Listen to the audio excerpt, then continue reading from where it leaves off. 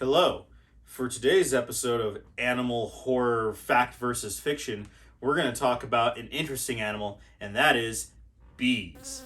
And so, this day, because it's the year 2021 when this is being made, we automatically think of the horror movie Candyman, right? The Candyman, who, the bees are synonymous with him. But bees kind of go back quite a ways for people, all the way back to several other kind of B-rated, B-grade Hollywood horror movies.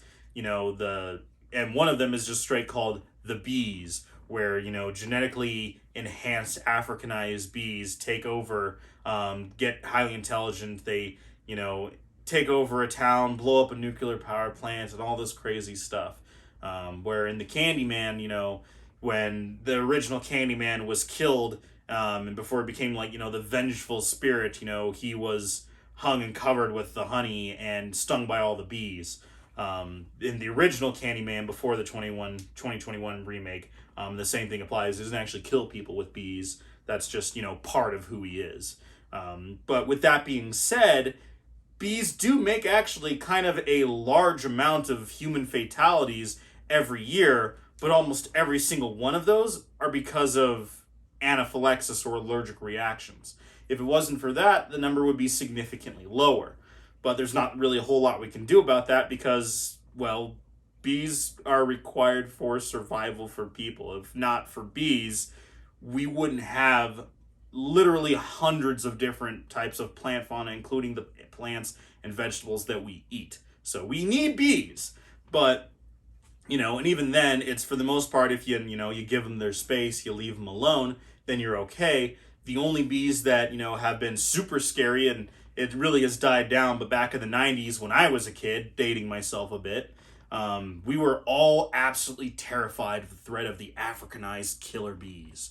And, some of you are old enough to remember, or maybe you've even heard about the killer bees, those Africanized bees that broke out of hives in South America, moved up through Mexico, and are taking over the United States. Well, turns out that didn't really happen. And even now, there's, I guess, a whole lot of other stuff that's happened since then. But to be completely honest with you, I don't actually know that much about bees in general. I absolutely love the reptiles and everything like that. And, it's really easy to learn more about, the megafauna that make up the other horror movies, like sharks and wolves and things like that. But I don't know that much about bees. So, let's go talk to somebody who does know something about it.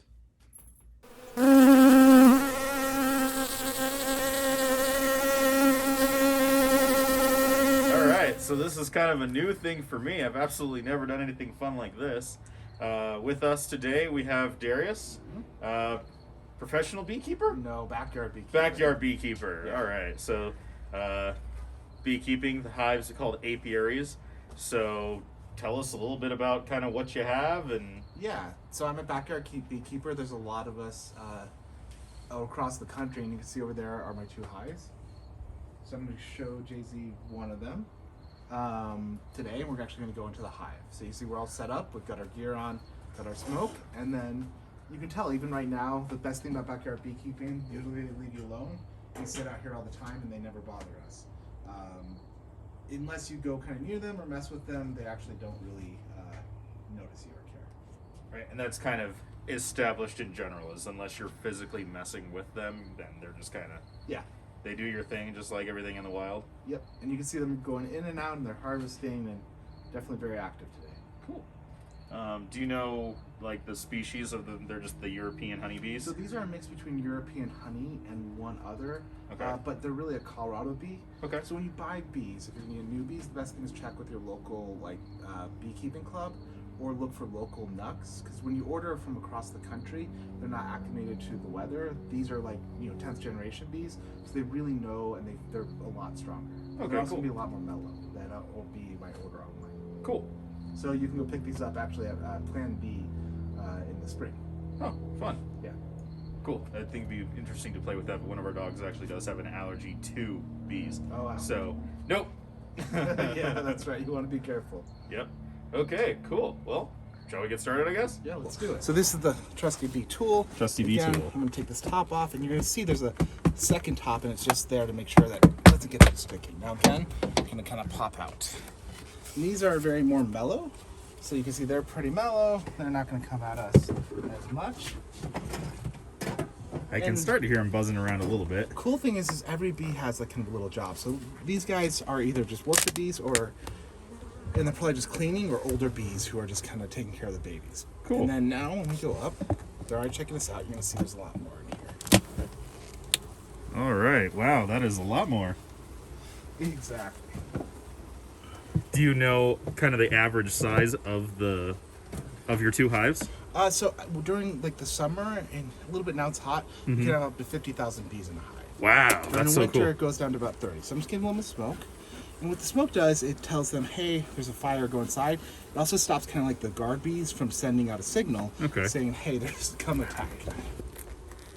Oh, wow. And so that's kind of it. See, they've got active honey, they're cleaning or eating, and you see all the little girls. Oh, that's so cool. Cool, huh? Yeah. And these girls, again, are really, really, really mellow. Cool. And so, again, that top one, and so these top 2 are where the homes honey is. are. Yeah. And then the babies and the queen and everything are down on the Exactly, bottom. what we call brood, and it has bread. You see, that's just all pure honey. I'm not going to go down and mess with them in the other one, but if we went down there, you would see bee bread, you'd see babies being born. It's very, very neat.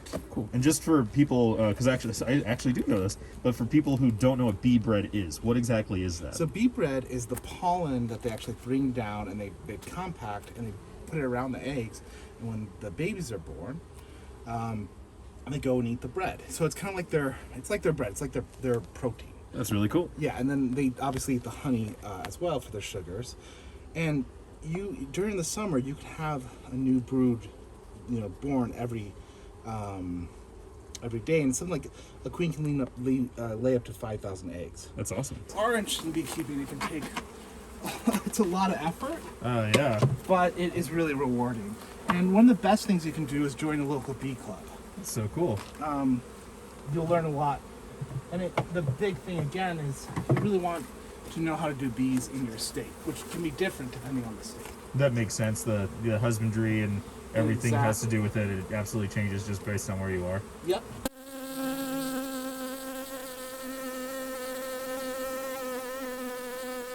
So I just kind of have to ask, like, because you mentioned before you have like a Colorado bee, but there's a lot of like different like kind of blood and species that have been kind of intermingled. Yeah. Are there different varieties that you can get, even from Colorado, or? It's always a mix from European or Asian. Okay.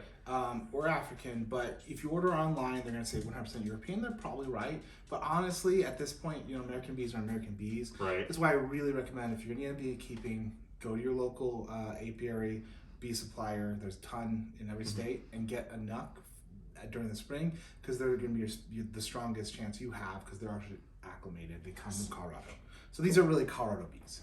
Cool. Yeah.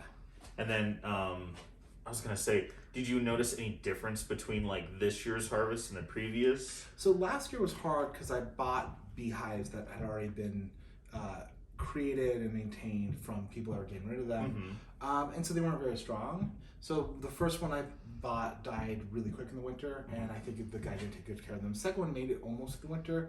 We had a really bad freeze, and then they had mites, so they died. But in terms of strength, the ability to produce, these are much stronger. Okay. And it's probably because I started right. I bought them early. I did all my research. Cool. I knew a lot more about what I was doing. Also had a really good. So you've only been doing this for 2 years. So kind of what got you into it in the first place? So we were in the pandemic. I was at home, and I was just walking around the house in the garden, and I realized all the bees. And I was like, where did these bees come from? So I started just kind of thinking about, do we have bees here? And I learned that 80 to 90% of the bees in the world are from either professionals or backyard beekeepers. Wow. And I go, maybe I can do this. And I just researched it, and I got really into it. I bought some hives last year that weren't too strong, but I learned from them.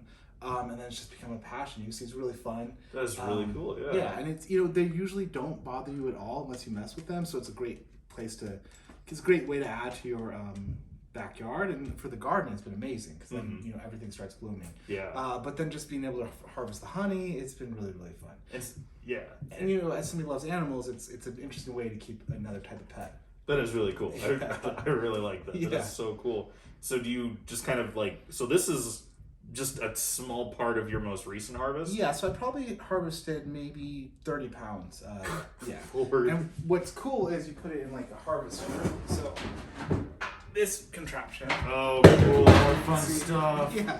So you put the the frame in, and you actually carves the honey, and then you clean it, and it comes out here and get it. And you get really popular with people. Like, everybody loves honey. Yes, they do. Yeah. And honey straight from the hive is very pure, so it's only bought by the store because it's not mixed with different types of honey. Right. But even honey at the store is still pretty pure because you don't really add anything to them. Honey's a pretty cool thing to eat. And so again, like you mentioned before, there's not you don't really have to worry about them at all because you hang out in the backyard with them. You have pets that they're also in the backyard with them. Absolutely. And there's no issues. There's no issues. Every now and then the dogs will try to eat them and they'll get stung, but that's about the worst of it. Right. I think my wife's been stung once on a knuckle. My son, I don't think he's ever been stung, and they don't even come after me unless, like, today they will, but once I take off my gear, I don't smell like smoke, usually they'll leave me alone. Yeah. So they are really non-intrusive, and then you spend about an hour a week on them, or maybe this was pretty normal during the normal season. In the spring, you're checking on babies, you make sure they're okay, you're feeding, you're probably spending an hour or two. So there's a commitment there. And then in the fall, same thing. Once they get down, I will be checking, make sure they have the winter babies, make sure that we're treating for mites. But the commitment isn't that hard either once you really get into a group. Cool. It's cool. Harvesting the honey takes a lot of time, but it's worth it. Interesting. Yeah. Cool. Everyone is afraid of bees and terrified because they're venomous insects and things like that, and so because of that, the horror movies like Candyman and everything like that makes it so people are even more terrified of bees. But just like with every other animal, it's just kind of a lack of understanding, right? Yeah, it really is. Bees don't go after you unless you go in their hive, like I did today. Right. And if you find a beehive, don't call an exterminator. Call your local bee club, post on Facebook. Somebody like me will come pick it up for free because we can get honey from it, and bees are really valuable. Also, bees are obviously pollinators and they help the world. So I know people can get scared of anything that stings, but bees are actually one of the more friendly animals there are. If you are allergic, though, you really want to be careful. You should have an EpiPen, but that's the same with any allergy. Exactly.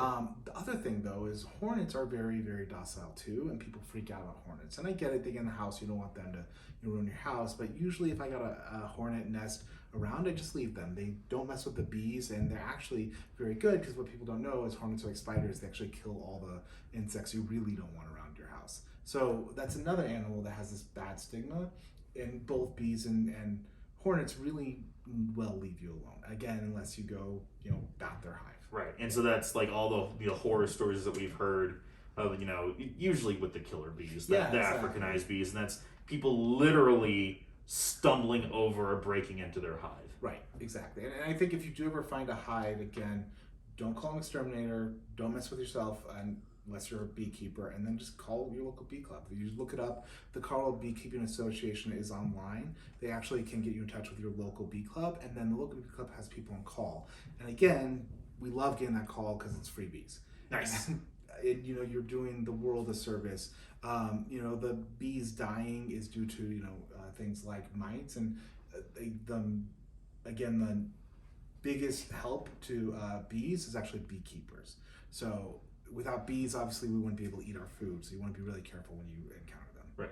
Exactly. Yeah. We legitimately would not exist without bees. That's exactly just right. like period. People would not be around if not for bees. Right. So he's doing a valuable service. Exactly. Everyone go thank your local beekeeper. That's exactly right. And buy some local honey. Yes. So I don't know about you, but that was really cool. And I wish I could tell you just how crazy it was to be surrounded by all of those bees. And even, as he said, they weren't super, super cranky. Yeah, that one hive was definitely more crankier than the first. But compared to some of them, depending on the circumstances, as he was saying, they can really start to swarm. But just to hear all of that around you is super cool. And it's really, sometimes I wish I could actually be able to keep those bees, if I had the space available, so that way we wouldn't have interactions, with other people or too close with issues like that. And, I could be part of the help and, moving forward and, keeping the bee populations going around the United States, because it's really, really cool.